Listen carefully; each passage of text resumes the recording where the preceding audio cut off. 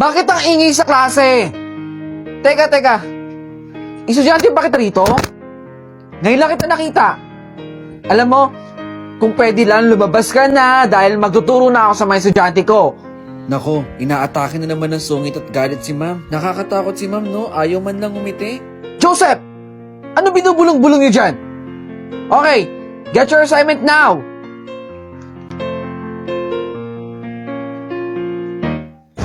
Oh, huy! Bakit nandito ka pa sa faculty? Wala na mga estudyante rito, nagsiuwian na. Bata, hindi ako nakikipagbiruan. Grabe naman po, ang sungit ninyo. Sayang po yung ganda ninyo. Kung may problema po kayo, alam ko po na malalagpasan po ninyo yan. Anong alam mo sa problema ko? Anong alam mo sa akin? Hindi mo ako kilala. Wala kang alam sa pinagdadaanan ko. Grabe naman. Ang sungit ni ma'am. Ay, grabe. Ang dami ko na nga problema. Sumabay pa yung traffic. Hi, ma'am! Ikaw na naman. Opo, ako po ulit. Tigilan mo ako ba? Hindi ako nakipag... Uy, teka lang ma'am, sandali. Mag-joke lang naman ako eh. Ano to? Eddie, bulating inasihan. Joke ba yon? Tumatawa ka nga, ma'am eh. Yan! Ganyan po! Dapat lagi tayong umingiti. Alam mo bata, kumain ka na ng breakfast mo. Alam ko, gutom lang yan. Ikaw talaga. Kung magre-resist kayo, mag-resist na lang kayo ha. Ang ingi-ingi nyo pa. Ma'am, bumiti ka lang po. Ang ganda-ganda nyo po. Alam ko na naman, mag-joke ka na naman, bata. Gutom ka na ba? Sumuba sa bayan ako? Tara, kain tayo. Aba, gusto ko yan, ma'am, ha? Grabe, napangiti niya si ma'am. Kaya nga first time ko siyang makitang ganyan. Asan na kaya yung bata? Ilang araw na siyang hindi nagpapakita sa akin, ah. Nakakapagtaka naman.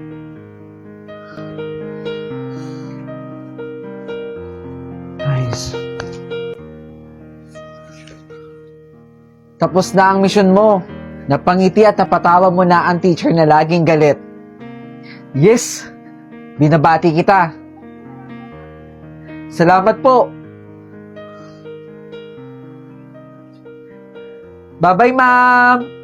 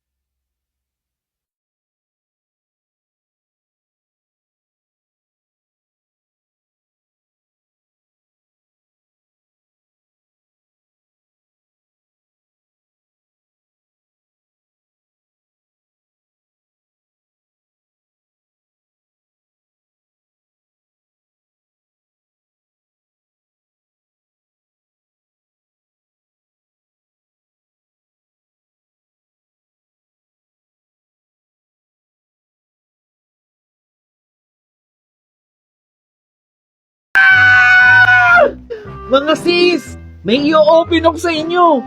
Huwag mong sabihin makikipagbalikan ka na naman sa ex mo, ha? Subukan mo lang ikwento yan. Nakakapagod na kaya mag-advise, no? Ito na nga. May ka-talking stage kasi ako. Wow! Iba ang ganda ng sisi natin. Pakiramdam ko nga hindi siya seryoso sa akin. O di kaya alam mo yung pampalipas oras lang? Nako po. Red flag yan, sis. Alam mo, Bea, dito ka na lang sa Jolly Savers. Dahil sa Jolly Savers, walang hula-hula, no? Di kagaya ng ka-talking stage mo, di ka sigurado. Ito pala yung bayad ko kanina sa pinang-photocopy natin. Teka. Naamoy nyo ba yung naamoy ko? Amoy isdang na bulok eh. Kaya naman pala eh, nandyan si De La Cruz eh. Ang dakilang alalay ng nanay niyang tindera sa palengke. Kayo, wag niyo subukan dumikit kay De La Cruz. Baka magkaroon kayo ng kaliskis. Kayo din. Kamusta ang kita sa palengke? Mr. De La Cruz, makakain na nga ng pritong isda sa kantin. Grabe, busog na busog ako. Siyempre, ang ulam ko, fried chicken. Ano pa ba? Isda? Hindi ako kumakain nun, no? Ay, sorry. Na-offend ko ata si De La Cruz. Pasensya na, De La Cruz, ha? Hindi kasi talaga ako kumakain ng isda, eh. Lalo na kung galing sa inyo ng nanay mo. Kayo talaga, mapagbiro kayo, no? Dito yun, eh. Alam ko, dito lang titinda yung nanay ni De La Cruz, eh. Saan kaya banda yun? Oh! De La Cruz! Buti na lang napadaan ka. Anong ginagawa nyo dito? Malamang, bibili kami nung isda, yung paninda ninyo. Pati ba naman dito susundan nyo ako? Hindi naman sa ganun, De La Cruz. Wala akong oras makipagbiruan sa inyo. Tigilan nyo ako. De La Cruz! Sandali nga lang! Anong kaguluhan yun? Grabe ang mga magnanakaw na yon. Ma! Ano po nangyari? Nak, nanakawan ako eh. Nalaman kasi kanina nang bumibili na hindi ako nakakakita eh. Bulag yun nanay ni De La Cruz. Grabe talaga mga masasamang tao. Kahit may mga kapansanan, wala silang pinapalampas. Kinuha nila lahat yung benta ko, anak. Tatawag ako ng pulis. Teka, De La Cruz! Ay, oo naman, suke. Dahil lang yan dito sa pagtitinda ko ng isda. Nakatapos isa kong anak ng kolehiyo. Oo naman, hindi hadlang ang kapansanan ko para magtiyaga at magsipag. Balang araw, yung mga anak ko na yan, aasenso. Tara na guys, kain na tayo dito. Huy! Nakita ko yon. De La Cruz, nakita ko yon. Tuyo yung ulam mo, no? Guys, tuyo yung ulam ni De La Cruz. Tingnan nyo. De La Cruz, wag mo na ikahiya. Wala naman kasi nakakahiya dyan eh. Balansa nga lang. De Guzman, tama na. Ay nako, De La Cruz. Buti pa ako, binaunan ako ng tapa. Gusto mo? Wag na, uy. Tara guys, kain na tayo doon. Abe, busog na busog ako. Oh, De La Cruz, kahapon to yung ulam mo, di ba? Eh ngayon, mukhang wala na namang ulam si De La Cruz. Kanin lang ang baon. De La Cruz, pwede ka naman mangingi sa amin eh. De Guzman, pwede ba tumigil ka na? Wala naman kasi akong ginagawa sa'yo eh. Tara. Akin yung papel, dali. Pagtripan natin si De La Cruz.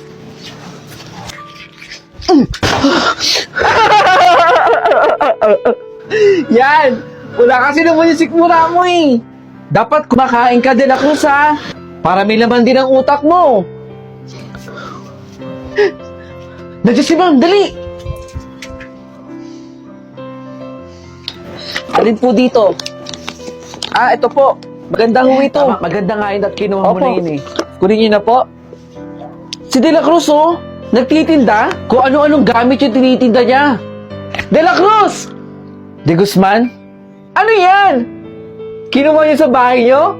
Tapos pinagtitinda mo? Ang lakas din ng amats mo eh, no? Kayo na naman pala ulit. Alam nyo, wala na kayong pakialam kung anong gusto kong gawin sa buhay ko.